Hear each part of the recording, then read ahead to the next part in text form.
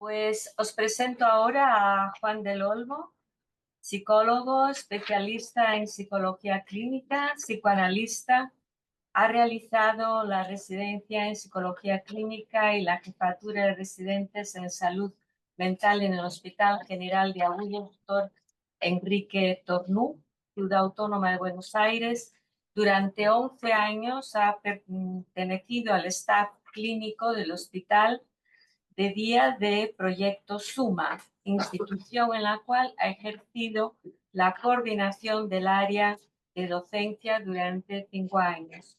Actualmente se desempeña como psicólogo de planta en la sala de internación de salud mental del Hospital Tornú.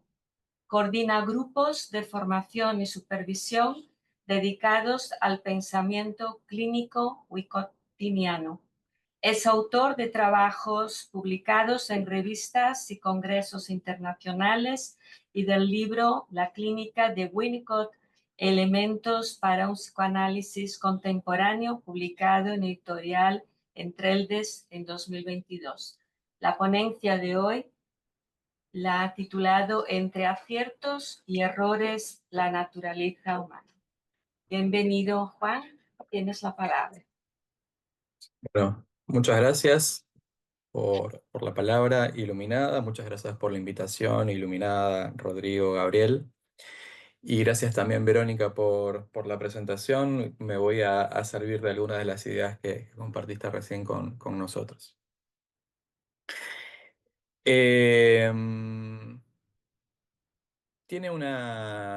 Empezamos con un epígrafe, esta presentación, que es de una canción de un cantautor argentino de la trova rosarina, que es un movimiento muy específico dentro de la música, que se llama Lito Nebbia, que dice: creo que nadie puede dar una respuesta ni decir qué puerta hay que tocar. Creo que a pesar de tanta melancolía, tanta pena y tanta herida, solo se trata de vivir. El tema se llama Solo se trata de vivir. Hace algunos años me contactó una mujer para realizar una consulta. Me dijo que había dudado y demorado bastante en llamarme. Sabía que me interesaba mucho el pensamiento de Winnicott y esta afición había motivado y dificultado el contacto por partes iguales. Ella había tenido un hijo recientemente y el fantasma moral de la madre suficientemente buena la acosaba, haciendo simbiosis con su propia neurosis. Pero la moralidad no yace en el núcleo del concepto, ni en la letra, ni en las ideas del autor. La desorientación, la incertidumbre, incluso el desvalimiento de quienes se enfrentan a la maternidad y la paternidad, sobre todo por primera vez, sobre todo en estos tiempos de tantos cambios de paradigma, entre los cuales cabe incluir el de las crianzas, apenas puede ser paliada con la abundante bibliografía que pretende acompañar esos momentos. Los fallos, que decía Verónica. Parece que muchos profesionales, escritores, divulgadores e influencers saben mucho. Sin embargo, parece haber también un saber intransferible, porque la angustia, la desorientación, la incertidumbre y la pregunta ¿estoy haciendo las cosas bien?, sigue existiendo, no solo socialmente, sino singularmente a lo largo del crecimiento de los hijos. Allí creo aparece el valor de Winnicott, introduciendo entre los polos de la madre mala y la madre buena a la madre suficiente. Y por si fuera poco, incluye dentro de lo materno al padre. Cito: la crianza materna lo suficientemente buena incluye también a los padres, quienes deberán permitirme que use el término materna para describir la actitud total respecto de los bebés y su cuidado, en el año 68. En otras oportunidades realiza un desplazamiento del foco de lo materno a lo ambiental, extendiendo la responsabilidad de la continuidad de cuidados a quienes andan por ahí, aparte de la progenitora. En 1956, Winnicott describe un fenómeno al que denomina preocupación maternal primaria. Señala, en línea con lo anterior, que puede afectar no solo a la madre biológica, sino a quienes estén al cuidado del bebé infante. La ubica como una locura transitoria, un replegamiento sobre la cría y la pérdida de interés sobre el mundo alrededor, e incluso a veces sobre sí misma. Una atención sensible y una tendencia a la observación e interpretación de los estados del bebé, que constituye una forma de conocerlo y de entrar en contacto. La madre comienza a construir un saber ya no con los libros que ha leído, sino con el cuerpo del bebé y el propio, con las manifestaciones de la vida en ambos. Si recurrimos a algunas investigaciones provenientes del campo de las neurociencias, encontraremos justamente explicaciones neurofisiológicas sobre estas modalidades tempranas de relación entre madre y bebé. La especialización del cerebro, que orienta la percepción y la atención hacia las tareas de cuidado, y un dosaje hormonal que provee el sustrato orgánico para las intensidades emocionales, serían los fundamentos biológicos para la preocupación maternal primaria en las madres que han dado a luz. Sin embargo, agregan las mismas investigaciones, estos estados de preocupación primaria también se pueden hallar en padres y abuelos encargados de la crianza, es decir, aquellos que no han puesto el soma, pero sí ponen el cuerpo, los que atraviesan la experiencia de la dependencia. Esta emoción, este drive, dirían los ingleses, guarda relación con lo que Bowlby y otros han denominado pulsión de apego, una doble vía de búsqueda y provisión de cercanía, cuidado y protección. Hablar de pulsión en lugar de instinto materno ya no se encabalga de una manera más acorde y apropiada para la realidad humana. Winnicott ubica que estos estados primarios de preocupación y de dependencia mutua están para transitarlos suficientemente y flexibilizarlos. La sensibilidad exaltada, la postergación del mundo, la concentración de la mirada, acompañan la presunción de la vulnerabilidad del bebé y la necesidad de la provisión absoluta. La construcción y el conocimiento increyendo de los tiempos y ritmos del infans, la participación de otros cuidadores, incluso el cansancio que se hace sentir por la prolongación de ese estado, introducen otra temporalidad menos urgente en la respuesta, una respuesta en la que ya no se juega necesariamente la vida. Así nos abrimos al tema de los registros de la presencia, la no presencia y la ausencia. ¿Qué es una madre suficientemente buena? Que yo prefiero hablar de madre suficiente y no sacando la cualidad de lo bueno. En su libro Capital, Realidad y Juego, dice Winnicott aquella que no es demasiado persecutoria. Responde a una de las preguntas fundamentales en su cuerpo teórico en una de sus máximas obras con una respuesta negativa. Se rehúsa a establecer un decálogo de las buenas prácticas y dice la que no persigue demasiado. Si salimos de la sorpresa y gravitamos alrededor de tal enunciado, podemos construir la madre suficiente o el sujeto parental suficiente es aquel que está presente y está no presente suficientemente. Para ser justos, debemos agregar que esa no fue la única definición que el autor estableció sobre este tema. En otras oportunidades se refirió a quien ejerce sobre sí una adaptación viva a las necesidades del infans, una adaptación dinámica, móvil en los cuidados, que salga al encuentro de las necesidades de ser del bebé, caracterizadas por la construcción de una capacidad de agencia experiencial llamada self, la transformación del soma en cuerpo y la creación y manipulación de los objetos del mundo. Aparte de lo dinámico, que podemos ubicar en lo vivo, encontramos lo humano, de modo tal que la relación de dependencia y la tendencia a la adaptación está atravesada por el deseo y la falta. El concepto de falla en Winnicott viene a objetivar la brecha entre un acto o tendencia de cuidado y la necesidad del sujeto en un momento dado. Una respuesta no suficiente, diríamos rápidamente. Esta no decanta solamente por el lado del déficit de presencia, que es la representación más habitual del asunto, sino también por su exceso. La madre que no está no puede sostener ni dar sentido ni calmar la angustia del desvalimiento, manteniendo la problemática del infans en el plano de la búsqueda de las garantías del poder ser. La madre que está demasiado es casi una bruja. No da lugar al engaño ni al esconderse como gesto de individuación. No da lugar al llamado ni a la protesta. No da lugar a la frustración ni al arreglárselas.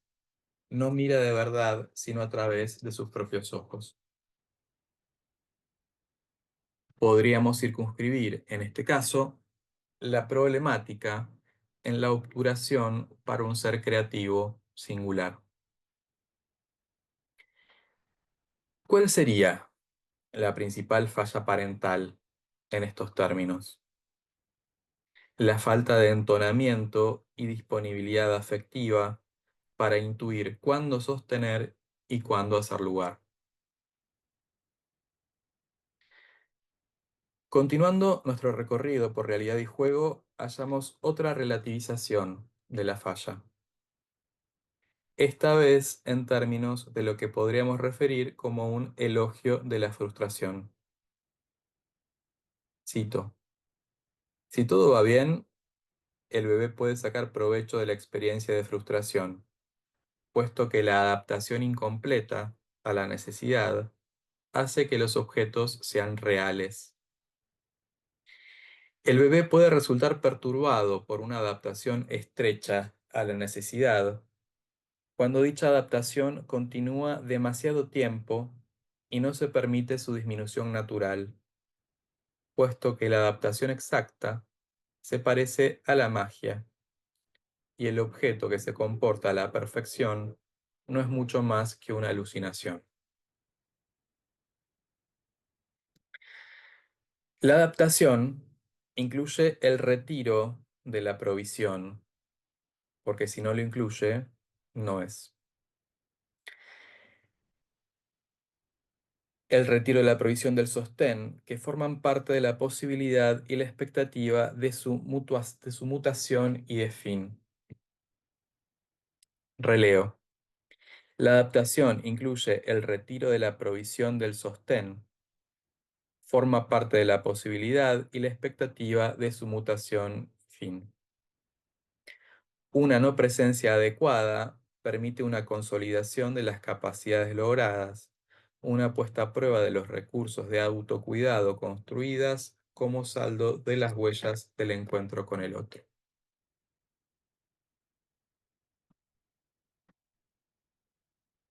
Humanidad, sensibilidad y falla emergen como características subjetivas que van de la mano.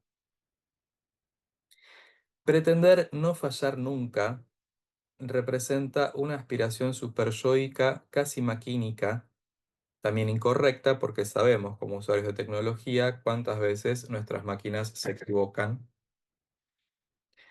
Y en nuestro encuentro con un niño o niña que va creciendo, intervienen el deseo, la angustia, la experiencia e inexperiencia, el saber propio y el ajeno, la facilidad y la dificultad de posicionarnos como lugar de apoyo y de autoridad, ciertos ideales y la resignación a que la sombra hablada, de la que hablaba Piero Lanier, deje de serlo o nunca lo haya sido. Pero el mundo no se cierra sobre la burbuja del núcleo parental.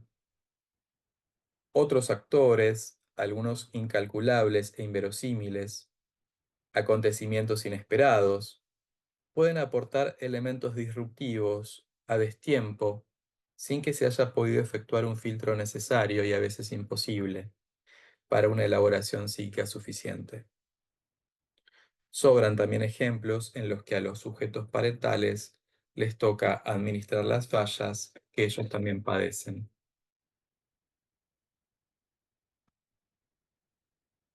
A Winnicott le costó mucho su relación con Melanie Klein y tuvo con ella una ambivalencia afectiva y académica que le permitía reconocer algunos de sus valores como aportes y al mismo tiempo distanciarse de ella. Un ejemplo de tal dinámica puede rastrearse en sus opiniones respecto del segundo momento de la constitución subjetiva, que Klein llama posición depresiva.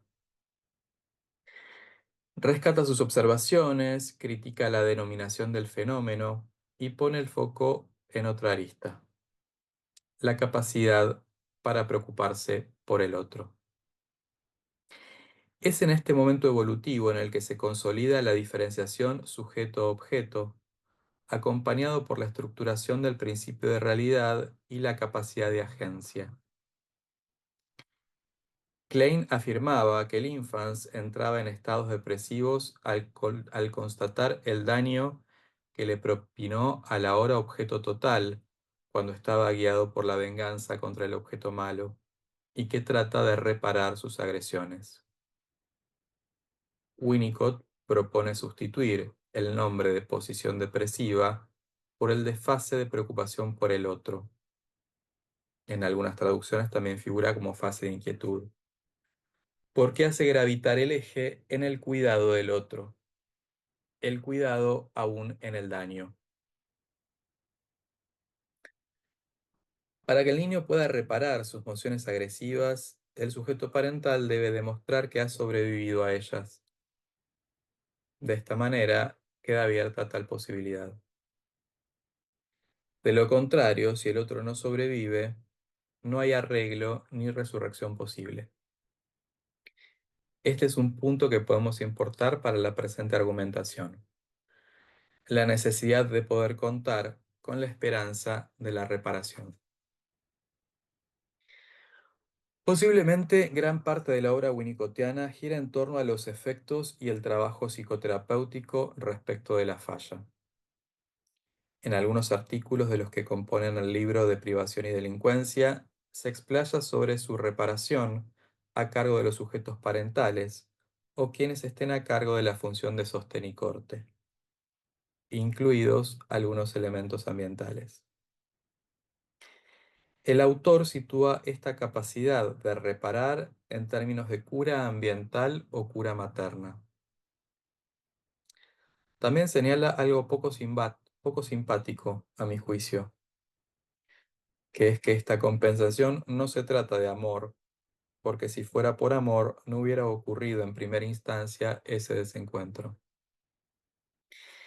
Diciendo en principio, también en finales. Creo que tal argumento va en contra de su mismo pensamiento y de la experiencia clínica, porque no también personal. El amor falla y el mundo, hoy por hoy, guarda un potencial traumático enorme, a veces muy difícil de gestionar. Quisiera resaltar esta afirmación para poder corrernos del ideal del amor devoto, que todo lo puede, todo lo sabe y protege de todo. Porque si ya tenemos madres y padres angustiados por no ser lo suficientemente buenos, y agregamos como variable que sus errores en los actos o la lectura de las necesidades de sus hijos corresponde a un amor no suficiente, duplicamos innecesariamente la ansiedad y la culpa. Aquí radica un tercer elemento que me parece oportuno incluir en la serie Aciertos y Errores, Adaptación y Falla, Encuentro y Desencuentro: la reparación, que incluye cómo se reconoce lo desacertado, cómo se incorpora lo disruptivo en una continuidad de cuidados, qué se dice sobre ello, qué se hace para enmendar o sobrellevar.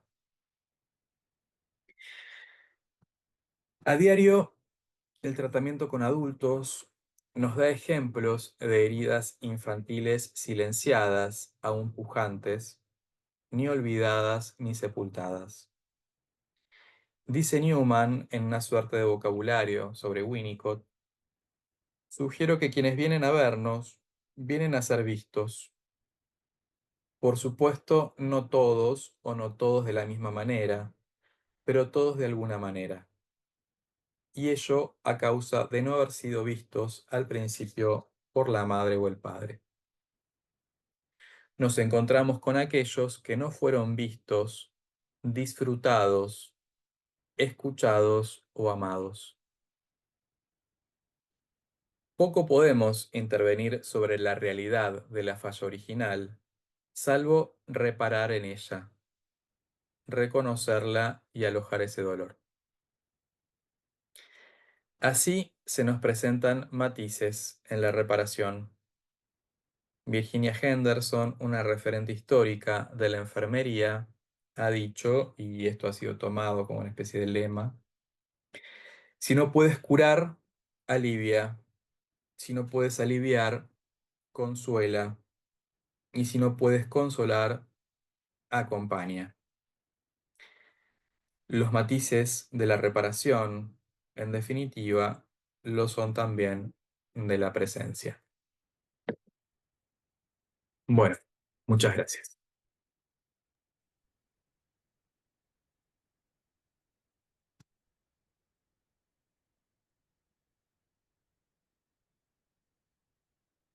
Muchas gracias, Juan.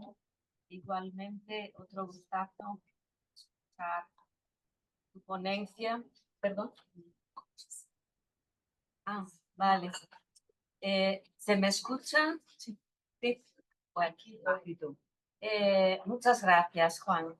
Ahora abrimos entonces un intercambio que puede ser entre Verónica y Juan y también entre los ponentes. Ya tenemos a Gabriel deseando hablar. Lamentablemente sé que no se me ve porque no tenemos cámara aquí delante, así que se me ve solo desde atrás.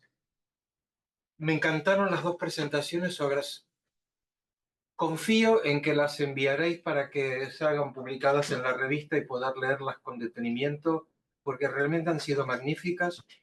Me emocionó también ver los puntos de conexión entre una ponencia y otra desde enfoques tan diferentes, pero que comparten una columna vertebral común, ¿no?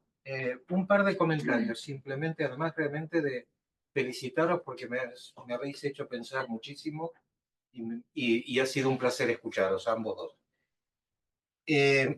Empiezo por orden de presentación, Verónica. Hablabas de la dificultad que tenemos para establecer... y también quería decirte cómo compartimos de un lado y del otro del Atlántico preocupaciones comunes en la clínica que observamos, tanto la que estáis viendo por allí como la que vemos por aquí, ¿no? Estas patologías que están desligadas del campo de la palabra, que están desligadas de la represión y que son todo un desafío para el psicoanálisis. En este sentido, te quería preguntar porque no sé bien a qué te refieres o cómo te sitúas clínicamente. Hablabas de la transferencia, pero también de la palabra. Decías que hay que extremar cuidados a la hora de intervenir, cuando tal vez lo que clásicamente, o por lo menos como yo pienso, Salamanovich hablaba de que hoy padecemos las enfermedades del silencio, ¿no? Que la neurosis era la enfermedad de la palabra y hoy lo que tenemos son enfermos de silencio, justamente porque no pueden nombrar el sufrimiento. Y el ejemplo que traías era precioso en ese sentido, ¿no? También. Entonces, ¿cómo intervenir? Si de lo que se trata, nombraste de algún modo a Win, o me hiciste pensar en Winnicott cuando hablabas de la convicción delirante, pero cuando justamente es el baño de palabras, el intentar poner palabras, el intentar hacer borde y cercar ese dolor con palabras. Entonces ahí se me hizo un poco de ruido o no te entendí bien cuando hablabas de la dificultad en el extremar cuidado, ¿no? A la hora de intervenir. Sí. Intento ser breve y me pareció precioso el deslizamiento del fallo a las fallas y el deseo materno como el deseo de separación. Ahora, yo me preguntaba, justamente, ¿por qué entonces lo que vemos son estos niños, hoy actualmente, yo soy analista de niños básicamente, en donde quedan tan simbiotizados, tan engolfados por la madre? Para citar a un autor muy querido por nosotros, y creo que por allí también, que es Luciano Lutero, él diría que son niños que no son hijos, son niños que no están filiados porque quedan pegados al fantasma materno. Entonces, ¿no? Como si de las fallas se hubiesen deslizado al fallo, ¿no? En este total materno que nombrabas. Sí. Bueno, esto para ser breve. Juan, me pareció preciosa tu presentación,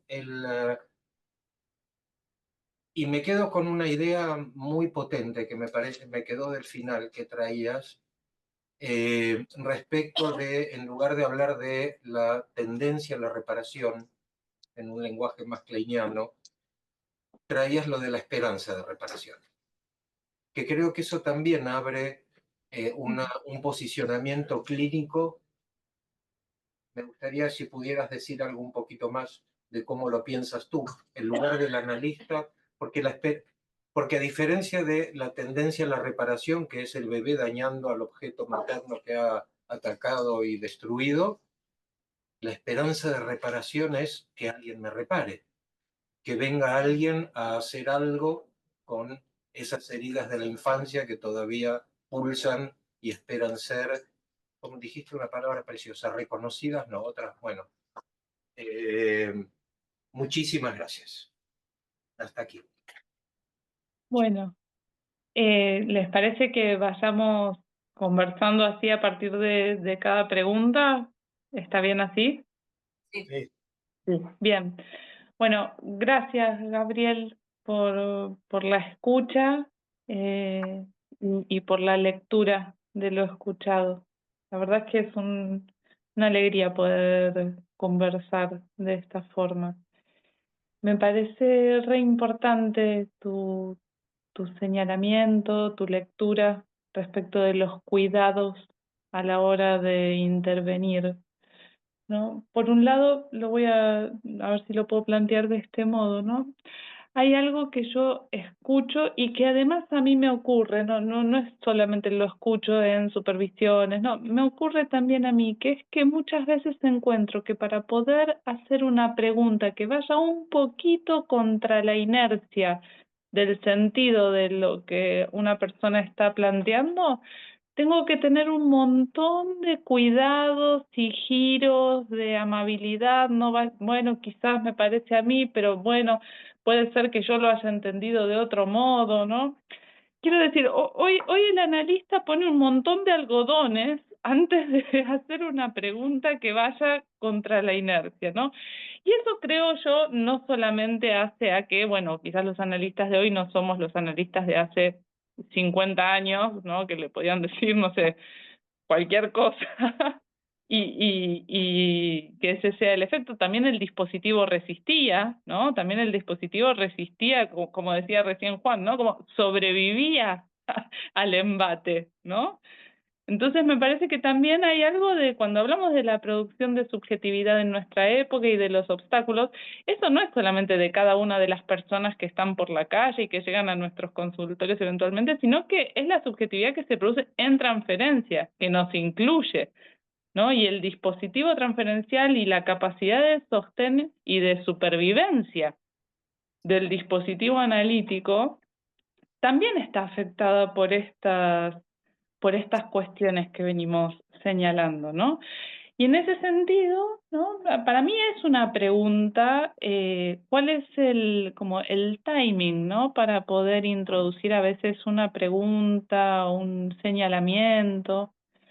Y después, por otro lado, quizás esto por ahí lo dije, no sé si por ahí lo dije de un modo equívoco, yo me refería a que en estos casos no es la interpretación la vía principal, digamos, de tratamiento. Que ahí donde no hay represión, tampoco la interpretación como vía de trabajo es la más propicia. Me parece que son casos en los que quizás la construcción a veces permite hacer ese recorrido de borde que falta, pero sobre todo, y esto la verdad es que no lo incluí en la presentación porque se hacía todavía más extensa, pero les cuento, ¿no? En esto que solemos decir los analistas que es poner palabras, ¿no? No sé si a ustedes les ocurre, pero a mí sí me ocurre que en pacientes que uno podría englobar dentro de lo que es trastornos borderline o personalidades limítrofes, ese poner palabras finalmente queda fagocitado por el desborde, ¿no? Quiero decir, una persona puede venir a la sesión 2, 3 veces por semana y luego llamar porque se angustió y entonces se le pone palabras a eso que le ocurre, y así, y al final terminamos en una especie de continuidad casi del dispositivo, ¿no? De demanda de demanda de presencia constante, que finalmente no logra hacer huella, ¿no? Entonces, yo lo que les propongo es pensar que no siempre poner palabras introduce la función de la palabra, ¿no? Que la función de la palabra es lo que hace huella, cauce por donde se drena una cantidad, y entonces a partir de esa huella, de ese cauce, eso puede evocar alguna otra vía, ¿no? Las vías asociativas, eventualmente. Y en ese sentido, traigo una referencia para quien por ahí le interese esto. Lacan, en El saber del psicoanalista, dice que la única función verdaderamente decisiva del padre es impactar, ¿no? No habla ahí ni del, dice incluso como, bueno, el Edipo es como prácticamente lo desestima, dice, lo que el padre tiene que hacer es impactar. ¿Qué quiere decir que la función del padre es impactar? En principio yo diría es reducir la palabra a esa función mínima que es dejar una huella, ¿no? Y a mí, retomo un poco a partir de la pregunta de Gabriel, que me permite pensar un poco más sobre este tema, el inconveniente o el obstáculo clínico con el que yo me encuentro es que en estos casos graves, en estos casos graves, muchas veces el poner palabras termina devorado por ese mismo desborde, ¿no? Y entonces uno quizás se encuentra, digamos, como el poner palabras entra en la lógica del responder a la demanda, ¿no? Y creo que muchas veces en esos casos, más que la interpretación o más que el ofrecimiento a poner palabras, que tiene que estar, ¿no? Importa la oportunidad de, de que algo marque un límite, un borde, un no. Lo digo con un ejemplo. A mí me pasaba con una mujer que atendía hace muchos años, hace 12 años, ¿no? Porque acababa de nacer mi primer hijo, mi hijo mayor. Era una joven, tenía 20 años, con síntomas graves de colon irritable, con accesos de angustia de mucho desborde, con pensamientos de muerte. Era una paciente que yo la atendía varias veces a la semana en el consultorio, y además era usual, digamos, que me llame por diversos motivos que le generaban una angustia que la desbordaba ¿no? Y que finalmente todo redundaba en el abandono del padre cuando su madre quedó embarazada de ella, ¿no? Como ese abandono inicial que, como recién decía Juan, ¿no? Uno que cómo puede reparar eso, ¿no? Pero me gustó muchísimo el movimiento. Quizás uno no puede reparar eso, pero puede reparar en eso, ¿no? Y eso ya le da una inscripción distinta. Ahora, ¿no? Esta mujer, ¿no? Como les digo, había nacido mi hijo mayor, yo era madre primeriza, ¿no? Entonces, y en una de estas series de crisis de angustia me llama una vez que mi hijo, que era un bebé recién nacido, había, una pavada es, ¿no? Pero había vomitado por primera vez, ¿no? Yo me pegué un susto porque estaba dormido en la cuna y vomitó. Y yo me pegué un susto bárbaro y estaba con la mujer al teléfono y le dije, ahora no puedo hablar, después te llamo, ¿no? Esto que parece una nada fue para ella algo fuertísimo. Por supuesto, sin cálculo de mi parte. Yo estaba asustada porque por otro motivo, ¿no? Eh, Cuando la llamé a la media hora, no 3 días después, ¿no? Cuando la llamé, ella estaba muy enojada, ¿no? Y realmente hubo todo un tiempo que siguió a ese evento, ¿no? Que fue poder hacer una elaboración de ese abandono, ¿no? Porque ella efectivamente me reprochaba haberla abandonado cuando ella estaba angustiada. Entonces, ahí digo, claro, ¿es poner palabras o es estar disponible para esa ocasión en la que poder transmitir, inscribir un no? ¿No? Bueno, eso para pensar la primera cuestión. Para la segunda voy a ser más breve. Efectivamente es un problema esa dificultad para separarse del fallo materno, de esa fusión al fantasma materno que vos traes, Gabriel, pero porque creo yo que cuando decimos la subjetividad de nuestra época no son solo los niños, son los niños y también son las madres y los padres y los otros, y que vivimos en una época en la que la subjetividad actual tiene grandes dificultades para integrar esa ajenidad que es un deseo, ¿no? Y dentro de eso el deseo materno. Y por supuesto no se trata de que no los quieran y no se trata de que no estén, quizás los quieren un montón, ¿no? No está en juego eso, sino la capacidad de la madre para separarse, porque cuando es deseo de separación no es solamente que el hijo se separa de la madre, ¿no? Es la madre también la que se separa del hijo y de algo de sí misma.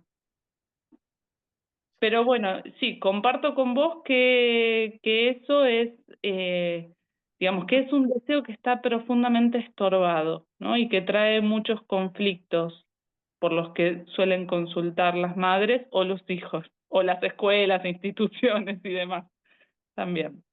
Bueno, muchas gracias por las preguntas, Gabriel.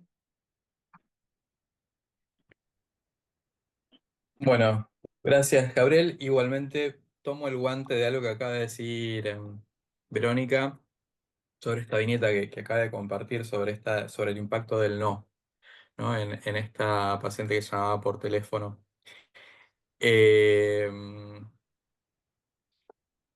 que pensaba, ¿cuándo es que se inscribe ese no? O sea, el momento en que Verónica le decía, no puedo hablar con vos, o si en esa segunda instancia en el cual Verónica la vuelve a llamar, ¿no? Digo, en este punto me parece un ejemplo fantástico lo que trae, porque me parece que es a lo que Winnicott refiere muchas veces y a veces no se lo termina de entender como la falla del analista, que no es el analista que se equivoca, es el analista que no está ahí en función de lo que el paciente puede llegar a esperar.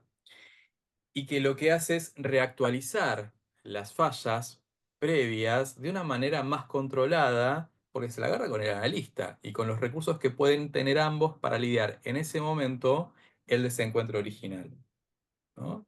Entonces, en este punto es donde me parece que la pregunta por el no, ¿no? Que decía, ¿cómo causar el impacto del no? Bueno, ¿cómo se inscribe ese no?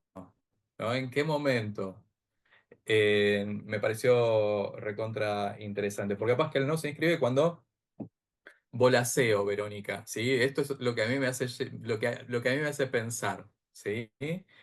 Se instaura en ella el no cuando ella puede decirle a alguien, me dijiste que no, ¿no? No sé, pienso, porque es diferente que te digan que no va a ser abandonado, donde capaz no primó ninguna palabra al respecto. Eh, sobre la... Y capaz que esto mismo, que este segundo momento, esta llamada media hora después, es una instancia reparatoria para ella, ¿no? Y el trabajo de elaboración posterior que vos mencionabas puede ser un trabajo de elaboración, de reparación, digo. Em, la esperanza, si la esperanza es lo último que queda, ¿no? Pero también la esperanza es un gran motor, ¿no? Es el motor incluso para las tendencias antisociales, que esto es algo que no se dice, pero que no se lo percibe muchas veces, que la tendencia antisocial para Winnicott tiene que ver con que el sujeto empieza a romper, empieza a molestar, empieza a transgredir con la esperanza de ser mirado.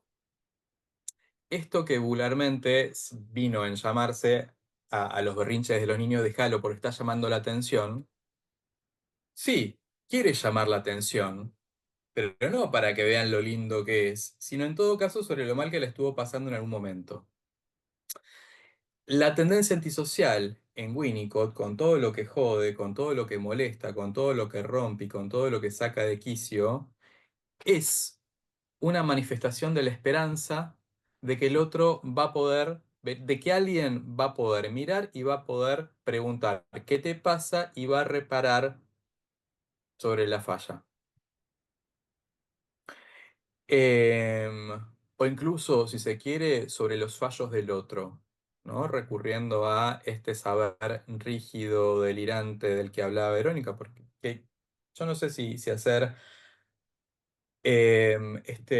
esta comparación me parece que puede servir más a modo didáctico que a nivel conceptual de la sombra hablada de Piero Lanier. No sé si están familiarizados con el concepto de sombra hablada en Piera, que tiene que ver con todos los ideales, las preconcepciones que los padres pueden tener respecto de su hijo o hija antes incluso de que nazcan, ¿no? Como todo un saber previo, todo un imaginario previo que se arma y que en realidad es el fundamento posiblemente de la investidura de ese ser en formación, ¿no? De ese ser por venir. Pero que si se presenta demasiado rígido, demasiado inamovible y sin reconocimiento de que el otro es otro, puede venir en este fallo del que hablaba Verónica. Muchas veces, entonces, lo antisocial puede venir a cuenta de un reclamo contra el fallo que viene del otro, contra la identificación cerrada, rígida, el saber que tiene el otro sobre mí, con el cual yo capaz que no termino de estar de acuerdo ni de sentirme identificado, porque me cierra, me quita libertad pensarme de cómo me piensa el otro. Y esto de la esperanza de la reparación, aparte de, de que la tenga el niño, niña o sucedáneo, yo la pensaba también en términos de padres, madres, tutores, encargados, adultos. también a partir de vivencias personales, ¿no? Digo, cuando una madre, un padre se da cuenta que la recontra pifió, ¿sí? Que se recontra equivocó, se angustia un montón. Digo, ser madre, padre es estar angustiado la mayor parte del tiempo. Reconozcámoslo, ¿no? Bueno, pero ¿qué se hace con eso? ¿No? Bueno, la cagué, me equivoqué, fallé. ¿Se termina todo ahí? ¿O puedo arreglar algo de eso? ¿Puedo pedir disculpas?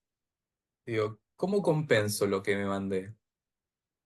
Entonces, si un sujeto adulto no tiene tampoco esta esperanza de la reparación, puede llegar a abdicar incluso de su función, porque ya no hay nada para hacer con eso. Pero si yo, adulto, pienso, bueno, de alguna manera algo puedo llegar a, esto puede mejorar, bueno, sobrevivo en mi función. ¿Mm?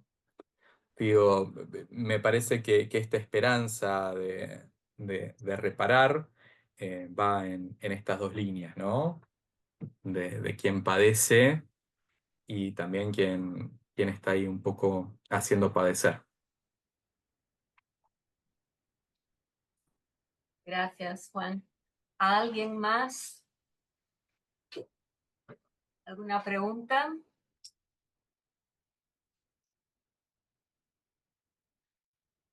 Bueno, pues cerramos aquí el coloquio. Con todo nuestro agradecimiento a Verónica Buchanan y Juan del Olmo por estas ponencias que arrojan tantas preguntas como luz en algunos aspectos que, desde luego, para los que trabajamos con niños y, por supuesto, con sus padres, nos vienen maravillosamente bien para seguir pensando y abriendo la escucha. Muchas gracias.